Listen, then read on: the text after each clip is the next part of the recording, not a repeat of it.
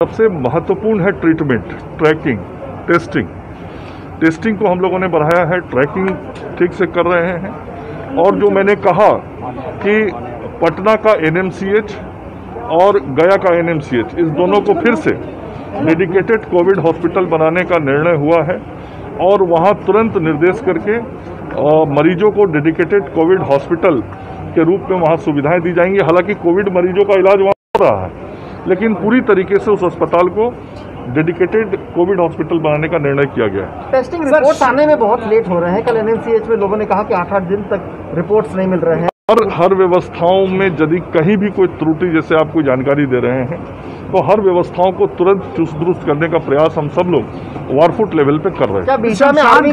शमशान घरों में ये मशीनें खराब हैं। इसके अलावा जो गाइडलाइन जारी किए गए हैं सोशल डिस्टेंसिंग और 50% बसों में, वो फॉलो नहीं हो रहा है सर। इन दोनों इसमें जन सहयोग की आवश्यकता है और जन सहयोग की अपेक्षा है, क्योंकि ये ऐसे कार्य हैं जिसमें प्रशासनिक आदेश दिया जाता है, प्रशासन के द्वारा मुस्तैदी की जाती है, जरूरत पड़ने पे आवश्यक कानूनी कार्रवाई भी की जाती है, लेकिन जन सहयोग बहुत जरूरी है। इसलिए जिन विषयों पे आपने ध्यान दिलाया है उसमें हम आम जनों से भी सहयोग की अपेक्षा करते हैं। आर्मी डॉक्टर्स को भी बुलाया जा रहा है? बीटा का जो हॉस्पिटल है, क्या उसके लिए आर्मी डॉक्टर्स को बुलाया? पूर्व में डीआरडीओ के माध्यम से वो अस्पताल संचालित हुआ था। एक बार फिर से हम लोगों ने आग्रह किया है कि जो ऐसे चिकित्सक हैं उन चिकित्सकों की उपलब्धता हो जाएगी। तो अभी 50 बेड वहाँ पे राज्य सरकार के द्वारा संचालित किया जा रहा है, तो वहाँ भी हम बेडों की संख्या और बढ़ा लेंगे और हमें उम्मीद है कि ये सहयोग मिलेगा। तो ये उठाए जाने की भी जरूरत है। देखिए, लगातार हमारा प्रयास है कि सुविधाओं और व्यवस्थाओं का हम विस्तार करें और माननीय मुख्यमंत्री जी के स्तर पे भी सारी चीज़ों की मॉनिटरिंग हो रही है।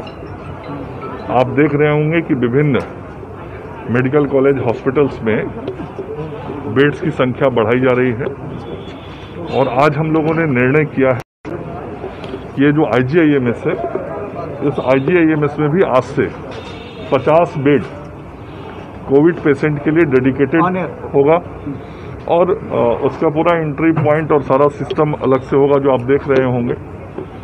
तो यहाँ भी आईजीआईएमएस में भी आज से हमारे कोविड मरीजों के उपचार के कार्य शुरू हो रहे हैं।